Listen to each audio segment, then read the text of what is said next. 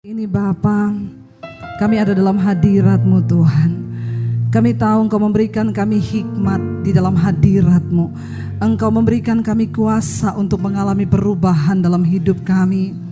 Malam hari ini kami memberikan waktu untuk Tuhan, karena Engkau yang kami perlukan lebih dari segala-galanya.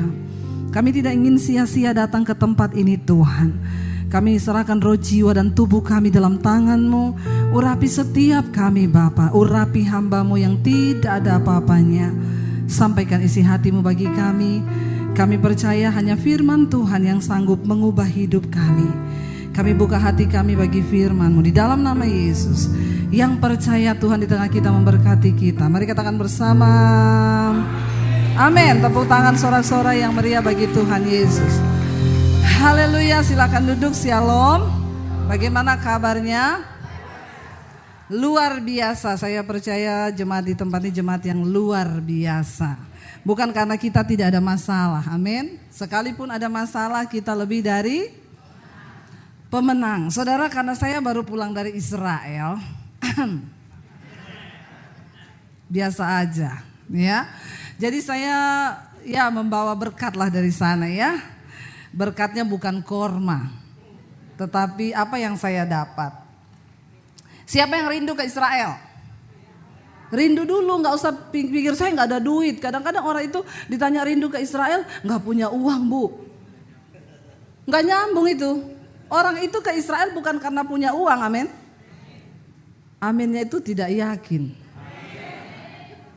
Saya mau bersaksi nih ya, saya dulu pertama kali saya tuh gak suka ke Israel saudara. Karena saya melihat banyak orang Kristen itu kok udah kayak umroh. Jadi saya itu dulu gak mau ya. Lalu satu kali suami saya bilang gini, "Say, kamu itu gak pengen ke Israel tuh?" "Enggak." "Ngapa ke Israel?" Dia bilang begini, "Tapi kamu itu pengkhotbah loh. Bagaimanapun itu di Israel sana, Yerusalem itu tempat Yesus pernah ada. Dia melakukan mujizat di Danau Galilea, dia pernah lahir, dia pernah hidup di sana. Jadi setidaknya kamu itu sebagai pengkhotbah pergilah lihat ke sana," kata suami saya. Saya pikir-pikir juga. Lalu saya mulai berdoa. Saya bilang sama suami saya mau berdoa, saya pengen ke Israel. Suami saya bilang begini, "Wah, kalau istriku sudah berdoa bahaya ini." Karena pasti istri-istri suamimu harus berkata begitu, amin. Jangan suaminya bilang, "Wah bahaya ini kalau simpan duit istri saya tahu." Wah itu bahaya saudara. Lalu saya mulai berdoa. Waktu saya mulai berdoa tiba-tiba ada satu, baru mulai sudah ganti loh. Iya, tes 1, 2, 3, 3, 2, 1 ya. Lalu saya berdoa berapa lama gitu saudara, tiba-tiba ada satu tour travel tuh telepon saya, "Bu, Ibu bisa nggak bawa tur ke Israel?" Saya dengan polosnya jawab, "Saya belum pernah ke Israel. Mana saya bisa bawa tur ke Israel?" Dia bilang, "Bu, nanti kan di sana Ibu cuma khotbah. Kan nanti di Galilea Ibu cuma khotbah tentang Danau Galilea, nanti di sini Ibu khotbah tentang ini." Terus menerangkan soal Israel, "Oh itu nanti ada orang sana yang lebih tahu." "Oh jadi saya cuma khotbah?" "Iya." "Mau nggak Bu?" "Saya tidak mau ya disuruh-suruh cari orang kayak sales." "Enggak, sudah ada orangnya tinggal berangkat." Haleluya, puji Tuhan 12 kali. Enggak ada yang wow loh. Jadi pertama kali saya berangkat ke Israel, saudara, bukan karena ada duit, malah dapat sangu. Amin. Waktu saya di Israel, saudara, ada orang juga bersaksi begini, "Saudara, saya ini datang ke sini benar kalau dibilang orang ke Israel itu bukan karena punya uang, tapi benar-benar diundang Tuhan karena saudara rindu." Lalu ada satu orang bersaksi begini, "Saya ini kerja di satu perusahaan, saya punya teman akrab itu muslim, ya ibu-ibu juga. Lalu tiap hari temannya itu curhat sama dia. Dia bilang gini, kerinduan saya itu yang belum terwujud satu itu saya pengen umroh." Lalu dia dengerin saudara. Satu kali ada kesempatan bosnya itu datang ke ruangan lalu ngobrol-ngobrol lah sama dia. Lalu dia bilang gini sama bosnya, "Pak, Bapak kan muslim. Iya, itu si ibu ini dia punya kerinduan umroh Pak." Terus bapaknya bilang, "Oh ya, Iya, dia cerita sama saya tiap hari katanya yang dia rindukan tuh umroh. Lalu bosnya itu bilang gini, oh ya sudah, ya puji dia bilang alhamdulillah kamu kasih tahu ini ke saya jadi tahu. Saya akan berangkatkan dia umroh. Lalu dia tanya, kamu kan Kristen? Iya, kamu rindu gak ke Yerusalem? Terus dia bilang, iya Pak, kenapa? Ya udah kamu berangkat ke Yerusalem, dia umroh. Saya yang bayari. Wow gak? Nggak ada yang kalau Tuhan rindu, kalau Tuhan memang mengundang kita, kita pasti bisa. Oke saudara, saya pengen cerita. Kita masuk pertama kali itu dari Mesir, ya. Kita semua tahu Mesir itu bangsa Israel. Saya pengen tanya dulu, saudara tahu nggak sejarahnya bangsa Israel? Sebelum kita mulai, banyak yang tidak tahu ini. Udah jadi Kristen puluhan tahun tapi nggak tahu. Ngaku ayo. Nggak usah angkat tangan, nanti saya baptis ulang. Saya rendam agak lama. Berapa menit? 15 ya, biar dia buka mata langsung di rumah Bapa di sorga. Kalau kita bicara tentang sejarah Israel dari Bapak Abraham dulu. Ya, Abraham itu punya anak berapa? Ini ceritanya guru sekolah minggu, tapi nggak apa-apa karena banyak orang tua tidak lulus sekolah minggu. Abraham punya anak 2 dari istrinya Sarah dan hambanya yaitu Hagar. Anaknya namanya siapa? Ismail dan kita tidak bicara soal Ismail. Ya, kita bicara soal anak perjanjian yaitu Ishak. Ishak punya istri namanya Ribka. Siapa yang cariin? Abraham lewat hambanya Eliezer. Siapa yang kasih minum untamu perempuan itu yang akan jadi istri mantuku jadi istri anakku. Lalu Ishak itu punya anak berapa? Berapa? 2. Namanya Esau dan Yakub. Yakub pertama itu yang bungsu, Esau yang sulung. Tapi karena Yakub menipu Esau dengan semangkok berenebon. Kaki babi lagi. Hati-hati yang makan berenebon di sini ya. Akhirnya Esau menjual hak kesulungannya dengan cara dia ditipu sama Yakub. Tapi orang yang suka nipu pasti kena. Makanya jangan suka bilang kanan kirimu, jangan tipu-tipu. Apalagi suami istri, lihat-lihatan pandang matanya bilang jangan suka menipu. Amin. Lalu Yakub saudara bekerja pada Laban, kita tahu karena dia pernah menipu Yakub, apa yang engkau tabur itu pasti akan engkau tuai. Amin saudara. Orang yang menipu pasti ditipu. Jadi kita berdoa saudara supaya hidup kita ini sungguh-sungguh di dalam takut akan Tuhan. Apa yang engkau tabur akan engkau tuai, itu hukum alam dan hukum Allah. 2 hukum, benar-benar semua dapat. Lalu Yakub bekerja pada Laban. Dia kepengen anaknya Laban. Namanya siapa? Rahel. Dapatnya siapa? Waktu malam pengantin dibuka kerudungnya, ternyata bukan Rahel tetapi Lea. Syok, tapi sudah nikah, ya terpaksa. Dia tetap cinta kepada Rahel. Dia berjuang lagi. Bekerja 7 tahun untuk dapatkan Rahel, lalu dia dapat Rahel. Dari Rahel dan Lea dan juga gundik-gundik istrinya, dia punya anak berapa? 12 suku Israel. Yakub itu dirubah namanya menjadi Israel. Artinya apa? Yang bergumul dengan Allah. Waktu dia bergumul itu dengan bayangan hitam, dengan orang besar, ternyata itu Allah. Disitulah dinamakan namanya adalah Israel, yang bergumul dengan Allah. Lalu saudara dia punya anak 12, salah satunya siapa? Yusuf. Ingat Yusuf akhirnya dibuang oleh saudara-saudaranya ke Mesir, lewat dia dibuang ke sumur, dijual sebagai budak dan lain sebagainya. Akhirnya sampailah dia di Mesir. Kenapa Yusuf dibuang? Karena Tuhan sudah merancangkan Yusuf akan menjadi pahlawan bagi keluarganya. Akhirnya saudara Yusuf dibuang. Makanya kita tuh kalau dibuang, kalau menghadapi sesuatu jangan buru-buru salahkan Tuhan. Karena Tuhan pasti punya rencana. Tapi memang manusia dengan Tuhan beda tipis. Tuhan Maha tahu, manusia sok. Bilang kanan kirimu, bertobat. Jangan sok tahu. Yusuf singkat cerita menjadi perdana menteri di Mesir. Lalu terjadilah kelaparan besar di Israel. Lalu Yakub mengutus anak-anaknya untuk beli gandum.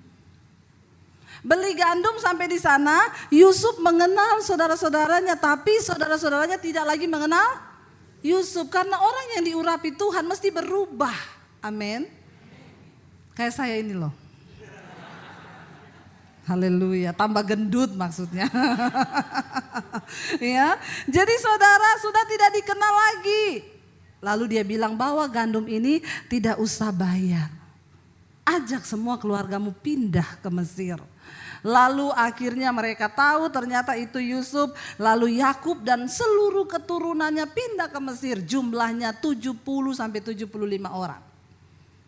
Dan semua keluarganya. Di Mesir mereka jadi orang yang diberkati Tuhan. Karena mereka hidup takut akan Tuhan. Diurapi Tuhan, mereka bekerja rajin. Lalu mereka menjadi bangsa yang besar. Diberkati lebih daripada orang. Makanya saudara lihat itu saya sama seperti ya orang Jawa itu kalau dikirim ke Kalimantan, Sulawesi disuruh bekerja jadi perkebunan sawit. Lama-lama itu kalau saudara pergi ke sana yang jadi tuan-tuan tanah itu orang Jawa loh. Saudara ke Sulawesi yang jualan bakso sampai jualan spray itu semua emas. Beneran ya. Saudara ke Kalimantan, mulai yang jual bakso, mie ayam, sampai yang jualan batik, jualan baju, sampai yang mas-mas datang ke rumah, spray, bayar harian 1.000 per hari, itu semua orang Jawa. Lalu orang yang di situ penduduk setempat, miskin, gak punya apa-apa. Semua tanah dimiliki oleh orang Jawa. Kenapa? Mereka rajin. Bukan karena suami saya orang Jawa. Jadi kayak begitu, waktu itu Israel pindah ke Mesir, mereka diberkati Tuhan. Lalu orang Mesir iri. Ini kok orang Israel ini di tanah kita mereka diberkati ya. Mereka bikin undang-undang, akhirnya mereka perbudak orang Israel. Disuruh bangun rumah tidak digaji. Disuruh kerja paksa. Lalu mereka mulai berseru kepada Tuhan. Seenak-enaknya orang hidup kalau jadi budak itu enak gak saudara? Ya, kalau kita nggak jadi budak itu enak, ngantuk tidur tinggal tidur. Tapi coba kalau jadi budak nggak bisa, walaupun ngantuk tetap harus kerja. Akhirnya mereka berseru, Tuhan mengangkat Musa untuk membawa bangsa ini keluar. Perjalanan dari Mesir menuju ke tanah perjanjian ke Israel itu kita kemarin naik bus 8 jam. Tapi waktu itu belum ada bus, jadi mereka harus jalan kaki. Jalan kaki harusnya ditempuh 11 hari. Tapi Tuhan bawa mereka berputar-putar di padang gurun. Saya tuh punya video kemarin, saya ada syuting biar saudara lihat. Yang belum pernah pergi saja, yang sudah pergi boleh tutup mata. Kalau tidak mau melihat. Ya bisa ditayangkan gak video saya yang di padang gurun. Saudara itu di padang gurun tuh ndak enak. Saya syuting tuh dari bus, saudara biar lihat ya. Itu lewat di padang gurun, saudara bisa bayangkan mereka 40 tahun di padang gurun. Harusnya cuma 11 hari. Apa yang menjadi masalah bangsa Israel itu sampai berputar 40 tahun? Nanti kita akan belajar sama-sama. Ini Tuhan mau bawa mereka pindah ke dimensi yang baru. Dari tanah perbudakan masuk ke tanah perjanjian itu dimensi yang baru. Tapi masuk dimensi yang baru itu tidak seindah yang kita pikir. Wah, bicara tentang dimensi baru, mobil baru, rumah baru. Hello, ada proses yang baru. Bisa diputar itu? Kalau tidak bisa ya sudah kita menghayal saja. Nah ini padang gurun saudara. Ya bayangkan saudara berjalan siang hari di sana. Ini padang gurun tidak ada apa-apa, tandus begitu luar biasa panasnya itu. Yang belum pernah pergi tolong imani dulu. Ya. Ini saudara padang gurun itu ya, bangsa Israel berjalan di situ 40 tahun lamanya. Harusnya cuma 11 hari, saya aja naik bus itu bisa bayangkan panasnya, oke cukup. Lalu mereka dibawa keluar, ketika dibawa keluar coba kita buka Keluaran 14 ya. Keluaran 14, akhirnya Fir'aun melepaskan mereka setelah melalui banyak perjuangan. Tapi itu Tuhan buat supaya bangsa Israel melihat bahwa mereka punya Tuhan yang hidup. Keluaran 14 mulai ayat yang ke-20 kita baca sama-sama saudara, 23. Ya, kita baca ayat 23. Keluaran 14 ayat 23. Coba kita baca. Ya, mereka sudah keluar tapi tidak begitu saja. Baca ayat 23. 1, 2, 3. Orang Mesir mengejar dan menyusul mereka, segala kuda Fir'aun, keretanya, orangnya yang berkuda sampai ke tengah-tengah laut. Dan pada waktu itu, waktu jaga pagi, Tuhan yang di dalam tiang api dan awan itu memandang kepada tentara orang Mesir itu, lalu dikacaukannya tentara orang Mesir itu. Saudara, maaf saya pengen kita baca dari ayat ini dulu ya, sebelum itu sudah ditenggelamkan Tuhan. Kita lihat bangsa Israel. Ya, engkau ya, tunggu sabar saudara ya. Nah ini ayat yang ke-9. Ya, saya sengaja begini supaya saudara tidak ngantuk. Keluaran 4 ayat 9, 1, 2, 3. Adapun orang Mesir, segala kuda dan kereta Fir'aun, orang-orang mengejar mereka dan mencapai mereka pada waktu mereka berkemah di tepi laut dekat. Ketika Fir'aun telah dekat, orang Israel menoleh, maka tampaklah orang Mesir bergerak menyusul mereka. Lalu sangat ketakutanlah orang Israel dan mereka berseru-seru kepada Tuhan. Ayat berikutnya. Dan mereka berkata kepada Musa, apakah karena tidak ada kuburan di Mesir, maka engkau membawa kami untuk mati di padang gurun ini? Apakah yang kau perbuat ini terhadap kami dengan membawa kami keluar dari Mesir? Ayat berikutnya, bukankah ini yang telah kami katakan kepadamu di Mesir? Janganlah mengganggu kami dan biarlah kami bekerja kepada orang Mesir, sebab lebih baik bagi kami untuk bekerja pada orang Mesir daripada mati di padang gurun. Ini bangsa Israel memang mentalnya sudah mental budak, karena sudah terlalu nyaman hidup di dalam perbudakan. Ketika mereka melihat tantangan Musa membawa mereka, lalu bangsa Israel mengejar mereka dengan selengkap tentara berkuda, mereka marah kepada Musa. Musa, ini gara-gara kamu loh. Kita gak minta kamu bawa kita keluar dari Mesir kan? Ini gara-gara kamu. Emang gara-gara di Mesir sudah tidak ada kuburan, makanya kamu bawa kami ke padang gurun ini supaya kita dimakamkan rame-rame di sini. Saudara, bangsa Israel mentalnya mereka bilang apa? Karena kita kan udah bilang sama kamu Musa waktu di Mesir, jangan kamu ganggu kami. Mending kami tetap kerja jadi budak daripada engkau bawa kami ke padang gurun ini. Mereka gak siap untuk pindah ke dimensi yang baru yang Tuhan siapkan. Saudara, sebagai orang Kristen jangan mimpi engkau bisa melihat janji dan berkat Tuhan kalau mentalmu tidak dirubah dulu sama Tuhan. Bagi Tuhan membawa bangsa Israel keluar dari Mesir sampai ke tanah perjanjian cuma butuh waktu 11 hari. Mengeluarkan mereka dari Mesir, tapi mengeluarkan Mesir dari otak dan mental mereka butuh waktu 40 tahun. Amin. Tuhan sedang berbicara kepada kita malam hari ini. Mari kita punya mental yang merdeka saudara. Mari jangan main-main lagi dengan Tuhan. Kita waktu-waktu ini singkat. Mari hidup di dalam kebenaran.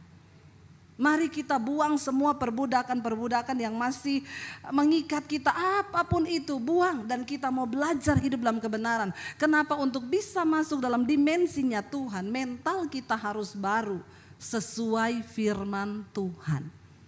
Tapi orang Kristen sekarang suka bikin ayat sendiri. Amin. Saya tuh melihat banyak orang Kristen hidupnya tidak berbahagia. Kenapa? Tidak mau menuruti firman Tuhan. Saudara bisa bayangkan ada satu bapak telepon saya gini, Bu, saya itu sama istri saya sudah tidak berbahagia berapa tahun terakhir ini. Kenapa Pak? Istri saya tidak melayani saya lagi. Dalam hal apa? Dalam segala hal. Lalu saya itu berdoa sama Tuhan, Bu, Tuhan mau dibawa kemana rumah tangga ini? Tuhan itu baik Bu, Tuhan kirim wanita lain. Astagfirullah, subhanallah. Saudara ya, saya bilang siapa yang kirim Pak? Tuhan kirim. Kenapa Bapak bisa bilang Tuhan yang kirim? Karena kan saya lagi dalam pergumulan. Istri saya tidak ngurusi saya. Ini wanita mengurusi saya, Bu. Dan dia satu nasib dengan saya. Dia dicuekin suaminya, saya dicuekin istri saya. Dan kami sehati, serasa, sejiwa, seroh. Saya bilang sama-sama masuk neraka. Ngeri loh. Bisa ngomong Tuhan yang kirim loh. Ini kan bikin ayat sendiri, saudara. Hello. Saya bilang, Bapak kalau Bapak dekat sama saya baptis ulang Bapak. Saya rendam agak berapa menit? Pinter. Biar dia buka mata langsung di rumah Bapak di sorga. Lebih baik tubuhnya binasa tapi jiwanya selamat. Ada orang Tuhan kirim perempuan lain. Bapak-bapak di sini bertobat. Amin Bapak-bapak. Aminnya itu ikhlas. Ya, dia bilang soalnya kan istri saya marah-marahin saya, ini sabar Bu. Orangnya halus, hormat sama saya bilang itu masih iklan. Masa promosi. Nanti kalau masa promosinya udah hilang, lebih galak dari istrimu. Bertobat ya Bapak-bapak ya. Jangan bikin ayat sendiri. Mari kita rubah paradigma kita sesuai dengan kebenaran firman Tuhan. Supaya kita bisa menikmati janji Tuhan. Tapi orang Kristen zaman now, saya itu saudara sekarang udah malas kalau layani orang-orang Kristen tuh konseling ya. Saudara bisa bayangkan itu dari YouTube itu saya melayani orang-orang itu saudara. Ya satu khotbah yang komen 200, yang nonton 100.000. Itu kalau yang konseling ya seperberapa saja, saudara bisa bayangkan itu ratusan tiap hari masuk di HP saya sampai HP saya error, bunyi-bunyi sendiri, ting ting ting ting ting ting ting ting ting, nggak ada apa-apa loh. Untung saya tidak error. Jadi tolong sabar kalau yang SMS belum dibalas, sabar, semua ada waktunya. Saya tuh balas-balas SMS kalau malam mau tidur saudara, saya balas SMS di situ. Jadi kadang kalau mau tidur malam suami saya diem, saya lagi balas SMS. Ya, dia manggil saya tidak jawab saudara. Satu kali dia SMS saya, dia WA, Ibu Debbie saya mau konseling. Saya baca dari suami saya. Saya tanya mau konseling apa Pak? Istri saya mencuekin saya Pak. Dia bilang istri saya mencuekin saya Bu, gimana caranya? Saya bilang dibujuk pakai duit Pak. Ya, jadi tolong sabar saudara. Itu yang saya balas ratusan orang setiap hari. Tapi saya itu senang kalau dapat orang yang konseling, Ibu saya mau mengejar perkenanan Tuhan, Ibu saya mau berkenan, itu enak balasnya. Tapi kalau dapat yang Kristen yang sudah bongkotan berakar dan masih hidup kayak bangsa Israel, aduh itu merubah mentalnya itu udah gak bisa. Ibu saya minta bercerai saja, saya sudah tidak tahan Bu. Coba kalau ibu jadi saya, gak mau saya. Dia balas begitu saudara. Coba kalau ibu jadi saya, gak mau lah, saya bukan kamu. Kamu yang nikah-nikah sendiri. Ada lagi Ibu Debbie, tolong ya, suami saya pemabok, penjudi, tukang pukul, komplit banget suaminya Bu. Dapatnya di mana dulu? Udah gitu dia tidak mau bertobat, saya minta ibu doakan suami saya. Saya bilang itu suamimu bukan suami saya. Jangan suruh saya berdoa buat suami saudara, amin. Enak aja lu, yang kawin siapa, yang doakan siapa? Ini orang Kristen yang salah jalan ini. Saya bilang suami saya aja jarang saya doakan. Karena dia sudah bisa berdoa sendiri. Jangan suruh pendeta berdoa buat suamimu. Tidak ada doa yang lebih mujarab bagi seorang suami selain doa amin ibu-ibu. Jadi berhentilah suruh pendeta berdoa buat suamimu, amin. Berdoa bagi suamimu sendiri. Lalu bangsa Israel itu saudara marah sama Musa. Mereka mengelut, kenapa kamu bawa kami keluar? Kami lebih senang di sana, makan enak walaupun kami budak. Banyak orang Kristen hidup begini, yang penting aman aja, udah. Saudara, Tuhan mau bawa kita ke level yang lebih tinggi. Tapi tinggalkan mental-mental budak yang tidak berkenan pada Tuhan. Lalu akhirnya dikatakan di sana apa, kita baca selanjutnya saudara. Tuhan bikin mujizat kan. Saudara, kalau kita itu ke Israel sana yang saya bilang kemarin, kita melalui padang gurun. Setelah lewat padang gurun itu kita akan melewati yang namanya terowongan itu, terusan Suez. Itu jaraknya cuma 2 kilo, tapi kita masuk di bawah laut. Itu terusan yang menghubungkan dua benua. Cuma lewat beberapa menit sudah tembus di benua sebelah. Disitulah diperkirakan dulu Musa membelah laut. Karena cuma 2 kilometer. Nggak mungkin kalau laut samudra yang besar itu dibelah, saudara. Ya, jadi di sana, kita baru tahu, di sini cuma 2 kilo kita lewat masuk ke dalam laut, sudah tembus ke sebelah. Kalau di situ dibelah masuk akal karena cuma 2 kilo. Sudah nyebrang kita. Lalu mereka akhirnya kita tahu ceritanya ketika Musa menyeberang, lalu bangsa Israel itu menyeberang, lalu orang Mesir masuk, kita tahu Tuhan mengacaukan, lalu akhirnya airnya tertutup, bangsa Israel lolos, lalu bangsa Mesir tenggelam. Bangsa Israel melihat di depan mata mereka mujizat yang luar biasa. Wow gak itu? Wow banget, wow itu laut terbelah. Itu tuh bukan hal yang biasa, saudara, amin. Tapi ketika setelah itu mereka sudah bersorak, wah ajaib Tuhan, dahsyat, harusnya cukup kan? Tapi tidak. Kita baca yuk sama-sama Keluaran pasal yang ke-15. Baru satu pasal ini, satu pasal kemarin Tuhan bikin mujizat, Keluaran 14. Keluaran 15 saudara lihat di sana. Kita buka ayat yang kedua, mereka nyanyi itu kan Keluaran 15, wah habis melihat mujizat Tuhan mereka nyanyi. Kita lihat Keluaran 15 ayat 22. Di Mara dan Elim, ya. Kita baca sama-sama 1, 2, 3. Musa menyuruh orang Israel berangkat dari laut Teberau, lalu mereka pergi ke padang gurun Syur. 3 hari lamanya mereka berjalan di padang gurun itu dengan tidak mendapat. Saudara bayangkan 3 hari jalan tanpa. Saya tuh pernah puasa 3 hari 3 malam gak makan gak minum. Langsung turun 5 kilo. Yang mau coba silakan. Ya karena waktu itu Tuhan suruh, kalau Tuhan suruh jangan saudara. Saya mau disantet orang, saya berdoa Tuhan suruh saya puasa. Saya ambil doa puasa itu. Hari yang kedua, hari masuk hari yang ketiga. Sekujur tubuh saya keluar bintik-bintik merah. Saya takut, lalu dibawa sama teman saya ke dokter. Dokter bilang, kenapa bisa terjadi begini? Saya bilang, saya puasa dok. Ini masuk hari ketiga. Gak makan, gak minum, iya. Gila dia bilang. Orang gak minum 3 hari mati loh. Karena tubuh manusia itu 80% air. Saya bilang, tapi saya gak apa-apa. Saya masih naik motor loh saudara. Hari ketiga itu saya masih naik motor. Tidak apa-apa, tidak pusing, tidak apa. Tapi keluar semua bintik merah. Dokter bilang ini racun yang keluar di permukaan kulit. Bagus itu, toksin. Ada yang mau toksin? Coba. Dan langsung turun 5 kilo. Waktu itu saya mau disantet orang. Saudara tahu akhirnya orang yang disantet itu kerasukan. Dia menyantet saya, dia yang kerasukan. Tuhan kita, Tuhan yang dahsyat.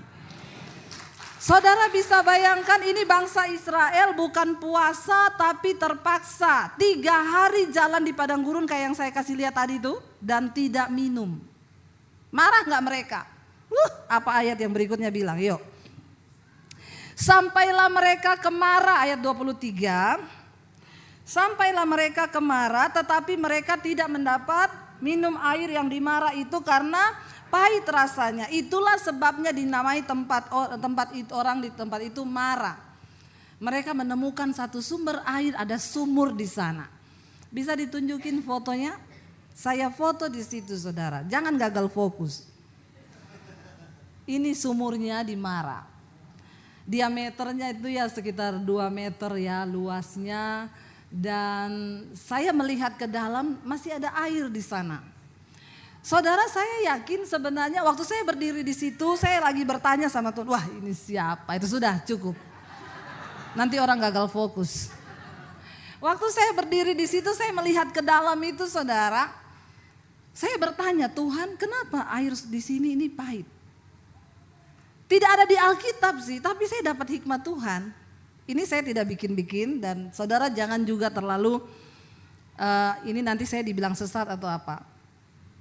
Ketika saya berdiri di situ, saya merenung, saya dapat sesuatu dari Tuhan di hati gini. Sebenarnya air itu enggak pahit, tapi Tuhan bikin pahit. Karena Tuhan mau menunjukkan sesuatu kepada bangsa Israel. Nggak mungkin lah orang gali sumur pahit kecuali ada pabrik konveksi di situ, tekstil. Kita tahu di situ tidak ada pabrik, amin. Lalu saudara, apa yang terjadi? Mereka jalan 3 hari 3 malam, sudah cukup itu foto, tolong ditutup. Ya, mereka jalan 3 hari 3 malam, ini tidak minum, lihat sumur ada mata air, wow nggak? Wow, ini pengen minum kan? Begitu sampai di situ mereka minum, astaga, jamu.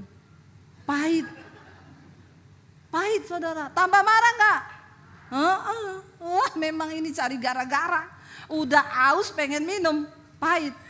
Lalu apa yang Tuhan katakan? Coba kita baca ayat yang ke-24, dikatakan di sana apa? Lalu keluar sudah senjatanya mereka nih. Iya kan, Tuhan bilang nih kan, pasti kan.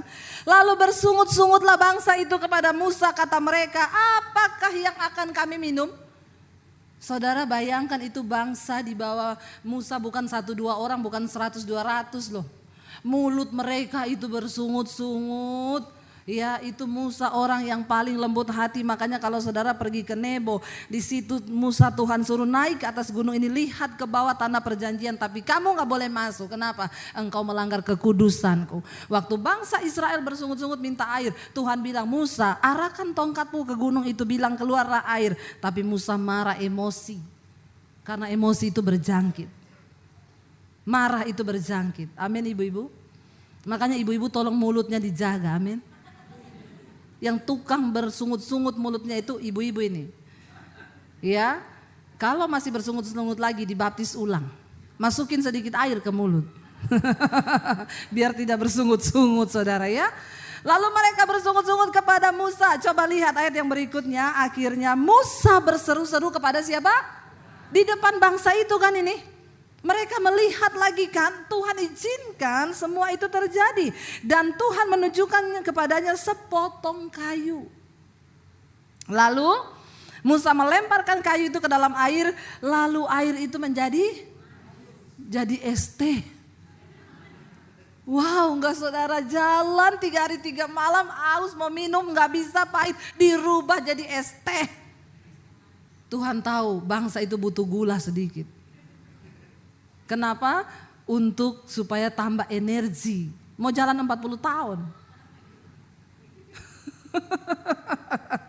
Saudara, seringkali Tuhan mengizinkan yang pahit itu datang dalam hidup kita.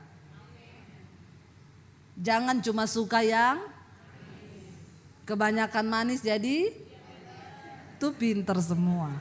Jangan jadi diabetes.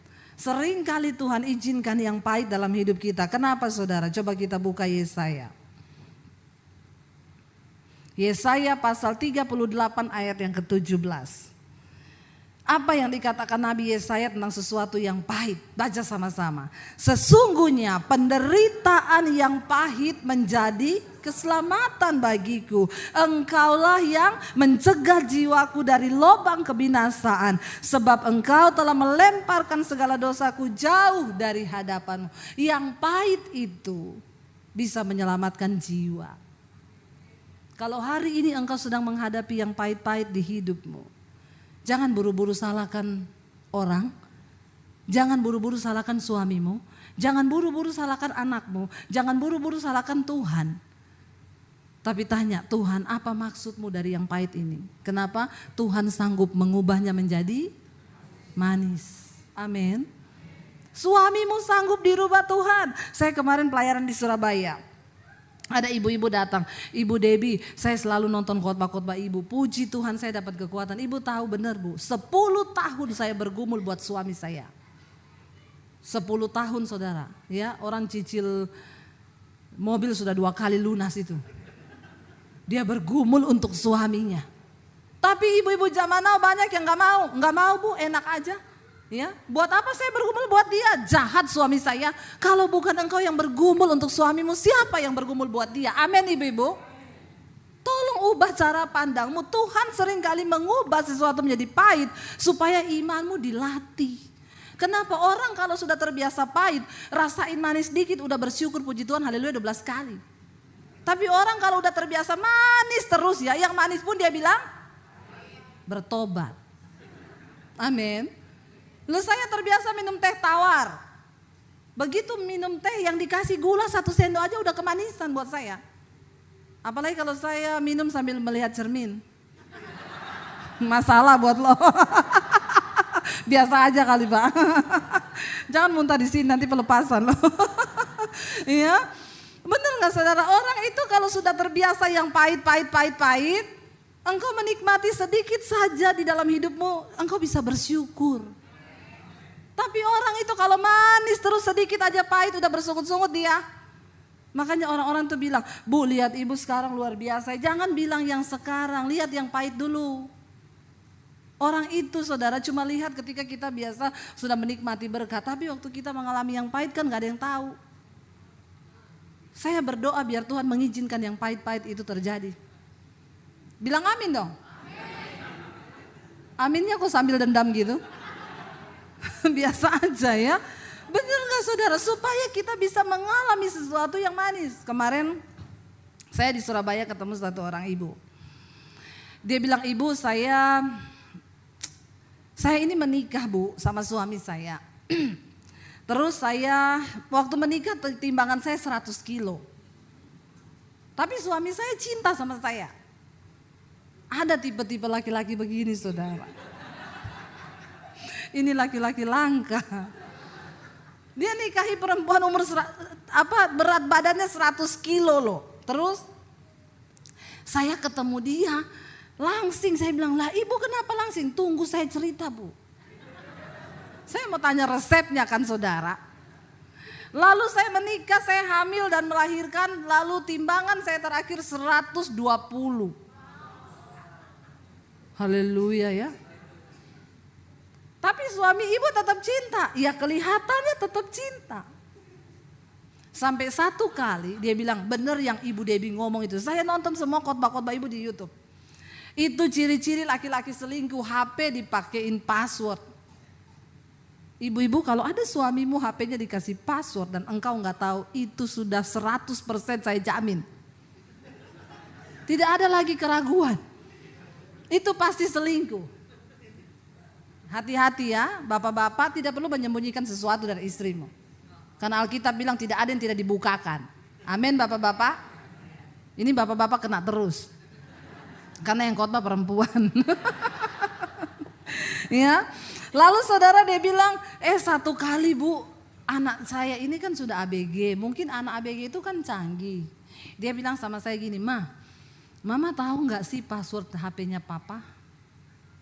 Dia bilang enggak. Kenapa? Saya kasih ya, nanti kapan-kapan Mama buka.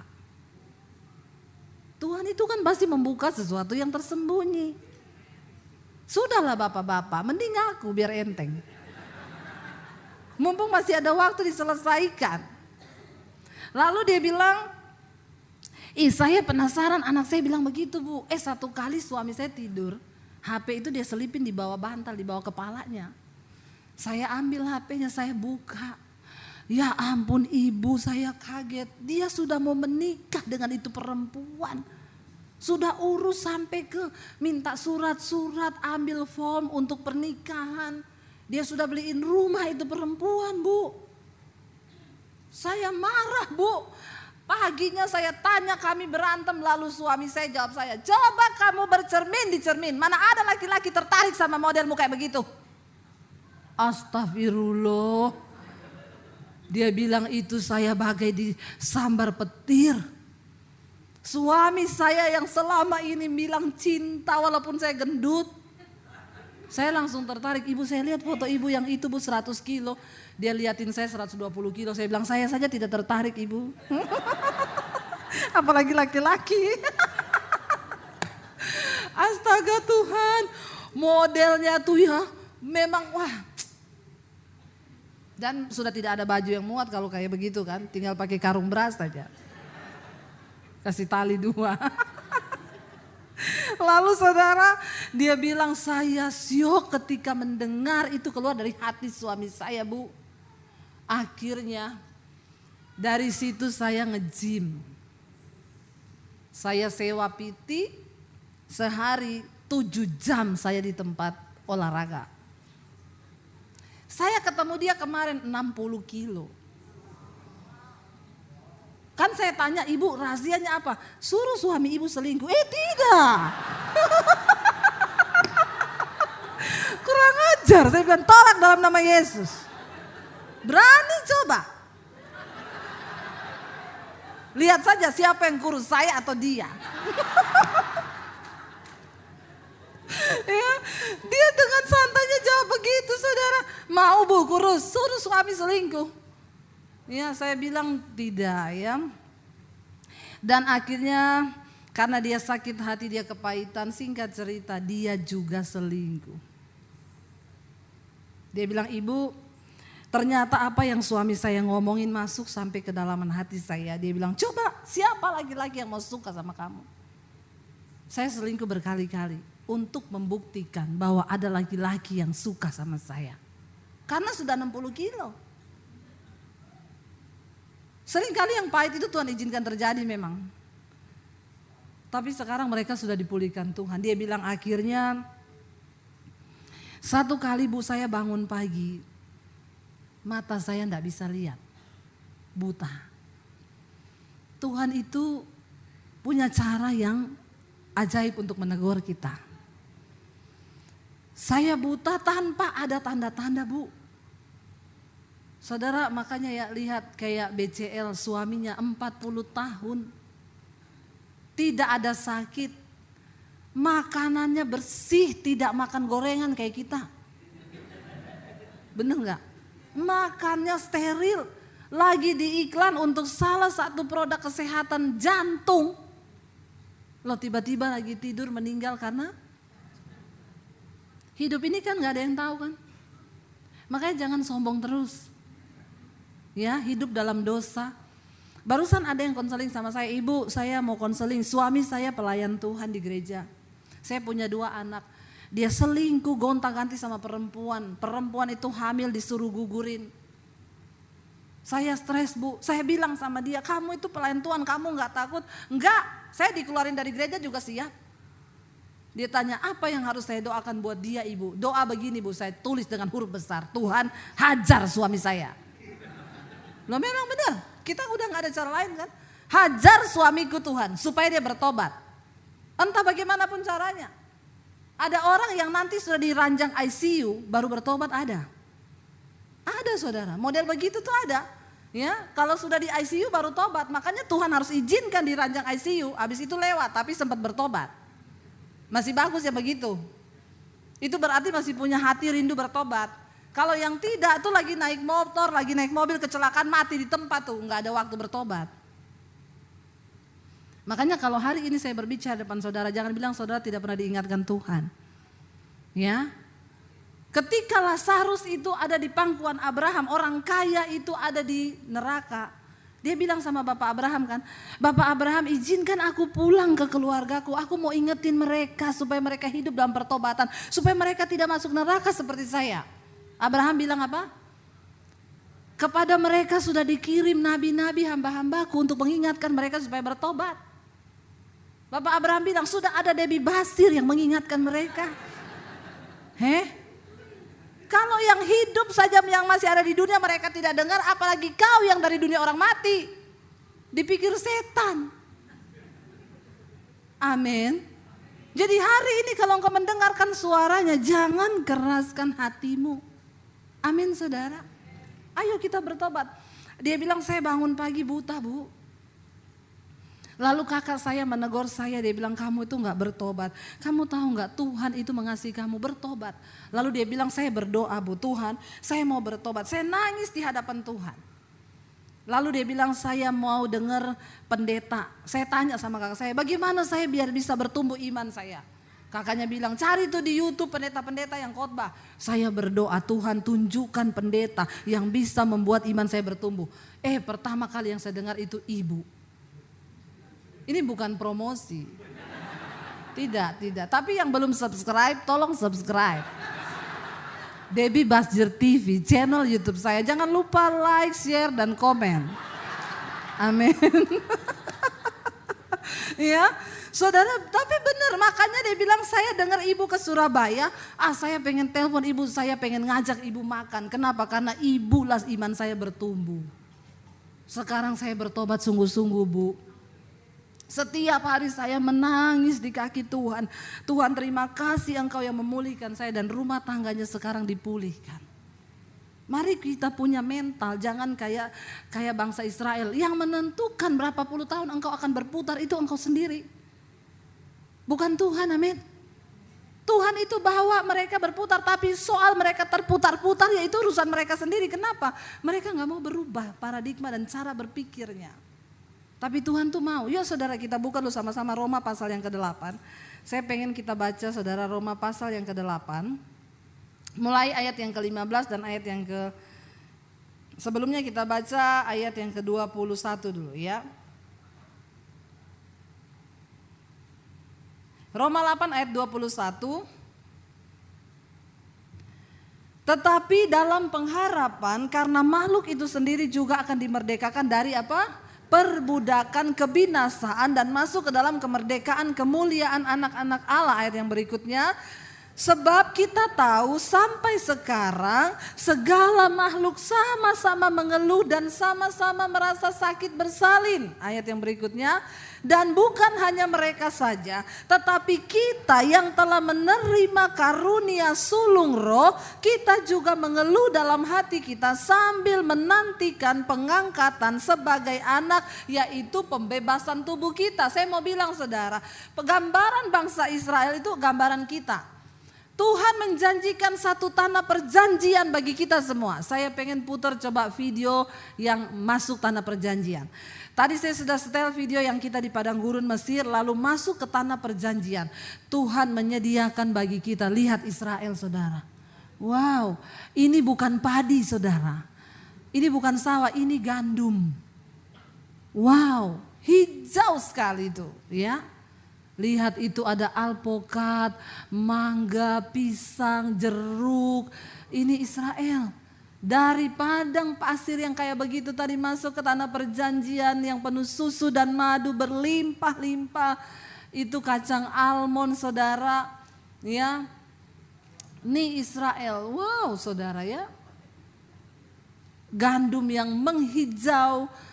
Sudah cukup sampai di situ biar mereka penasaran. Biar mereka rindu pergi ke sana. Saudara, saya foto ada kembang kayak sakura. Saya foto di situ, saya bilang, fotoin dong sakura ya. Tour guide-nya bilang, bukan ibu, itu kacang almond. Ternyata itu kacang almond. Nggak usah ketawain saya, saudara juga belum pernah lihat kan. Saya kasih tahu supaya saudara tahu. Nggak usah mengejek saya. Memang saudara juga udah tahu tuh pohonnya kacang almond, saya aja baru kaget. Itu bunga semua kayak sakura. Saya bilang, ini sakura ya. Dia bilang, hello. Abu nih, sakura di Jepang. Oh. Persis ini buah almond. Dia bilang kacang almond. Itu berbuah subur saudara. Israel itu tanah yang diberkati. Bagaimana saudara gak kepengen sih. Yang dari gurun tadi begitu masuk ke negeri yang begitu, mau gak? Tapi harus dirubah mentalnya. Tapi kami menderita sekarang Bu, penuh dengan pergumulan, kepahitan. Tidak apa-apa. Ayat tadi bilang kita akan dibebaskan dari perbudakan. Dan tidak tahukah saudara bahwa sampai saat ini segala makhluk itu mengeluh. Oleh karena beratnya tekanan untuk mencapai kekekalan yang Tuhan sediakan. Sekarang hidup kita di dunia ini gambaran Israel rohani yang sedang berjalan menuju ke tanah perjanjian yang sesungguhnya. Yaitu apa? Pembebasan tubuh kita. Selama kita masih hidup di dalam daging, maka kita pasti akan menderita. Amin. Jangan berpikir tidak menderita. Namanya daging masih menderita. Makanya Rasul Paulus berkata, aku benci kepada tubuh celakaku ini. Karena selama aku diam dalam tubuh ini, aku jauh dari Tuhan. Sekarang saudara lihat apa yang terjadi dengan China. Kita semua tahu China itu negara yang berkembang maju luar biasa. China memberikan hutang kepada bangsa-bangsa. Bangsa Arab, minyak itu semua utang dari China. Saudara tahu Amerika aja utang dari China. Kenapa saudara? Karena yang menciptakan dunia ini nomor satu Tuhan. Selebihnya made in China. Benar gak? Luar biasa loh China. Dia menempati urutan nomor 2 setelah Tuhan. Lo amin atau amin? Diakui atau tidak? Semua ciptaan Tuhan selanjutnya made in China. Tiba-tiba kena virus begitu. Dan semua kelabakan. Ya, orang mati begitu saja. Dengan kecanggihan apa mereka mau menangkalnya? Dalam waktu sekejap perekonomian hancur. Orang punya uang tapi nggak bisa beli apa-apa. Saya berdoa saudara, Tuhan lawat China. Biar hari-hari ini mereka berseru kepada Tuhan yang benar. Amin. Ini waktunya China cari Tuhan. Ini waktunya mereka mencari Tuhan. Yang terakhir kita baca ayat saudara. Lanjut ayat yang ke-24 tadi. Ya, dari Roma pasal 8 ayat 24. Sebab apa? Kita diselamatkan dalam pengharapan. Tetapi pengharapan yang dilihat bukan pengharapan lagi. Sebab bagaimana orang masih mengharapkan apa yang dilihatnya. Ayat yang terakhir. Tetapi jika kita mengharapkan apa yang tidak kita lihat. Kita menantikannya dengan tekun. Amin saudara. Kita sedang menanti, bangsa Israel belum melihat tanah perjanjian, makanya mulutnya gini. Waktu masuk lihat negeri yang penuh susu dan madu itu. Tanah yang itu tanahnya sama loh saudara. Kalau nggak ditanami sama, tapi kenapa bisa begitu? Ya itu namanya tanah perjanjian. Itu namanya orang pilihan Tuhan. Jangan takut toko saya itu bu begini-begini, itu dikirimin orang dilempari kotoran, doa. Tapi engkau jangan berdoa, Tuhan aku balikan kotoran ini ke orangnya. Jangan. Makanya saudara tidak pernah diberkati. Ya, lepaskan berkat. Aku memberkati orang yang melemparnya, Tuhan berkati supaya dia bertobat. Amin. Ibu-ibu kalau suamimu masih pahit, berdoa, Tuhan aku melepaskan pengampunan buat suamiku. Ya, jangan dikasih sianida. Ya, saya bilang ibu berdoa buat suamimu, jangan kau racuni suamimu. Iya Bu Dewi, saya berdoa tiap hari Tuhan cabut nyawanya. Jangan, doa yang salah tidak didengar Tuhan. Kita berdoa supaya Tuhan rubah yang pahit jadi manis. Yang terakhir, benar-benar terakhir. Roma 8 ayat 15-16. Saya sengaja bilang terakhir terus supaya saudara itu masih ada pengharapan. Oh terakhir gitu ya.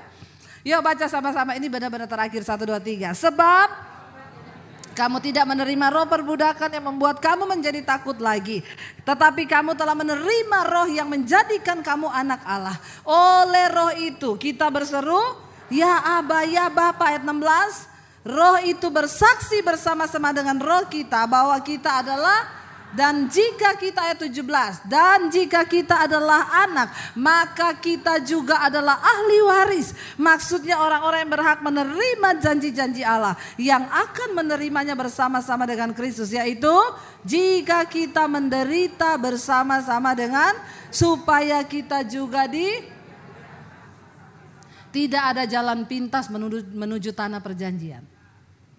Kita akan menerima segala sesuatu itu. Di sana dikatakan kita akan dimuliakan bersama-sama dengan Kristus, yaitu jika kita mau menderita bersama-sama dengan Dia.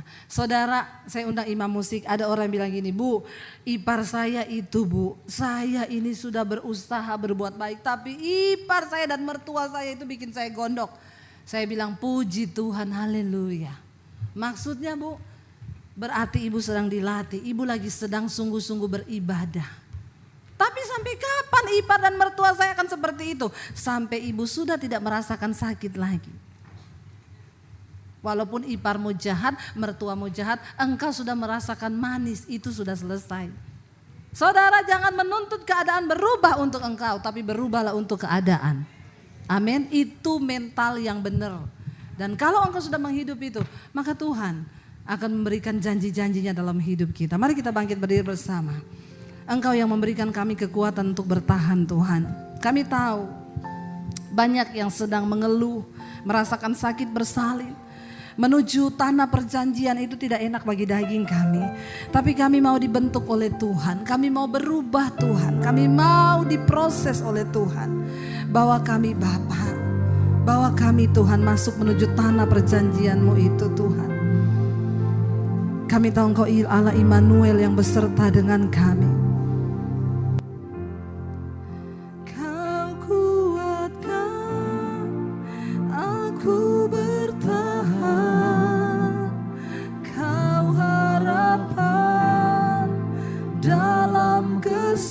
rasakan, Kau buktikan kesetiaan-Mu Tuhan. Engkau Allah Immanuel, Kau kuatkan aku bertahan, Kau harapan dalam kesesakan, Kau buktikan kesetiaan-Mu Tuhan. Engkau Allah Immanuel. Mari angkat tanganmu, katakan Immanuel, Immanuel, Immanuel. Engkau besertaku, Immanuel, Immanuel, Immanuel. Engkau Allah besertaku, Immanuel, Immanuel. Engkau besertaku,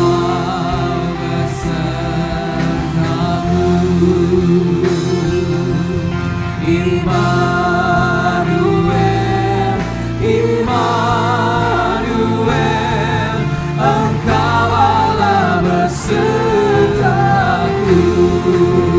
Kau kuatkan aku bertahan, Kau harapan dalam kesesakan, Kau buktikan kesetiaan-Mu Tuhan. Engkau Allah Immanuel, Kau kuatkan aku bertahan, Kau harapan dalam kesesakan, Kau buktikan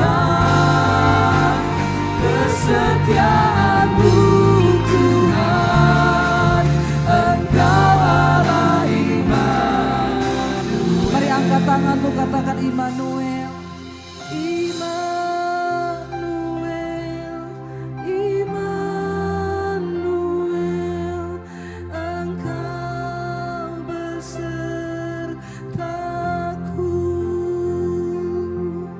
Immanuel, Immanuel. Engkau Allah beserta. Lebih lagi Immanuel, Immanuel, Mari berseru kepada nama Tuhan, saudara. Dia Tuhan yang beserta dengan engkau, beserta keluargamu, beserta anak-anakmu. Dia Allah Immanuel, Immanuel,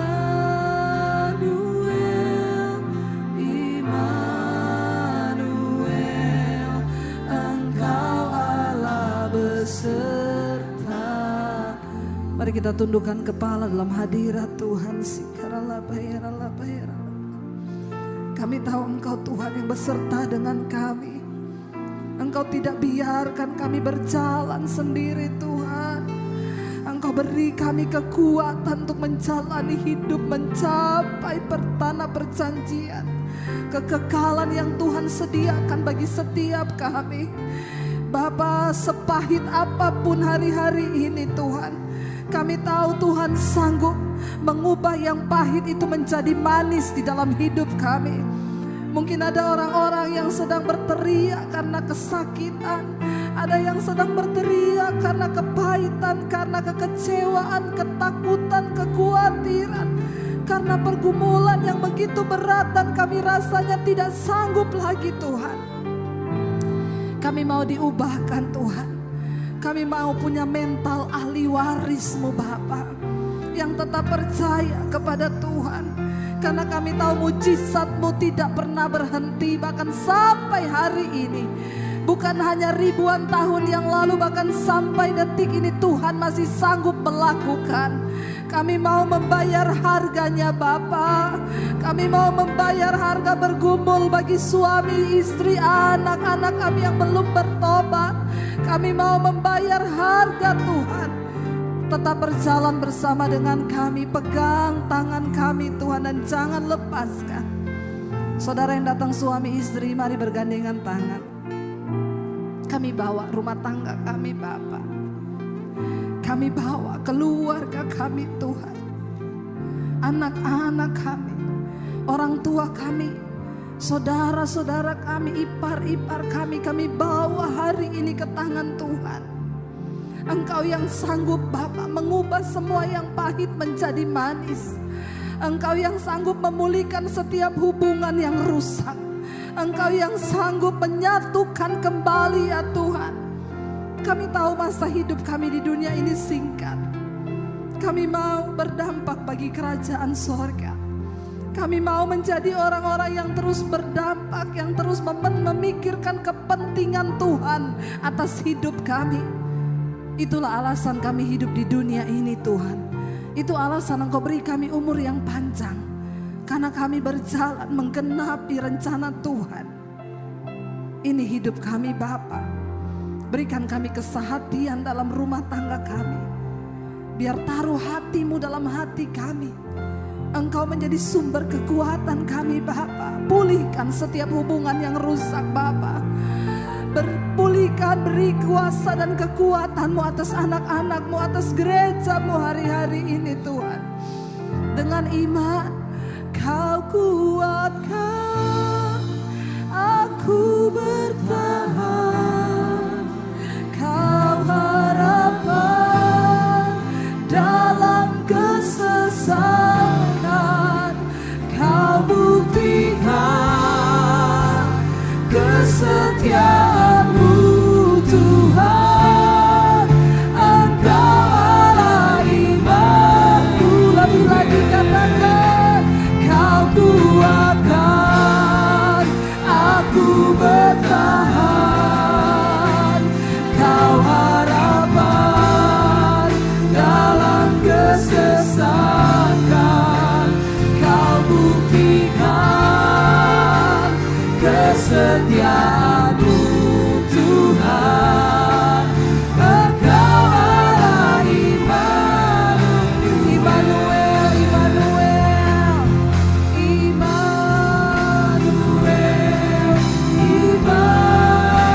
Immanuel, Allah beserta.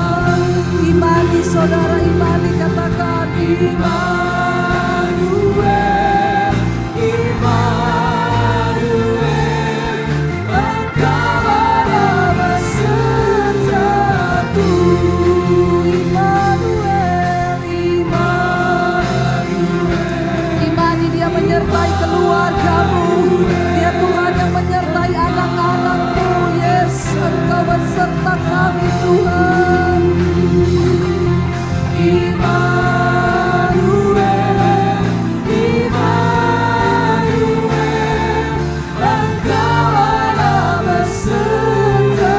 Engkau Allah besertaku. Engkau Allah besertaku.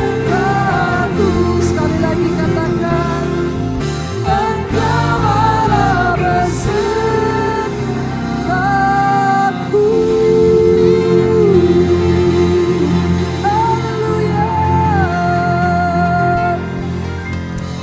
Kami tahu dan percaya sepahit apapun perjalanan kami, asal Tuhan beserta dengan kami. Itulah sumber kekuatan kami. Terima kasih Bapa, kami pulang malam hari ini dengan paradigma yang baru, bahwa seringkali Tuhan mengizinkan yang pahit dalam hidup kami supaya kami melihat pekerjaan Tuhan yang ajaib. Terima kasih Bapa, segala pujian, hormat, kemuliaan hanya bagi Engkau. Di dalam nama Yesus, yang percaya diberkati Tuhan katakan bersama amin. Silakan duduk. Puji nama Tuhan. Saya percaya setiap kita diberkati oleh kebenaran firman Tuhan disampaikan oleh hamba. Jika Anda diberkati dengan channel saya, jangan lupa tekan tombol subscribe.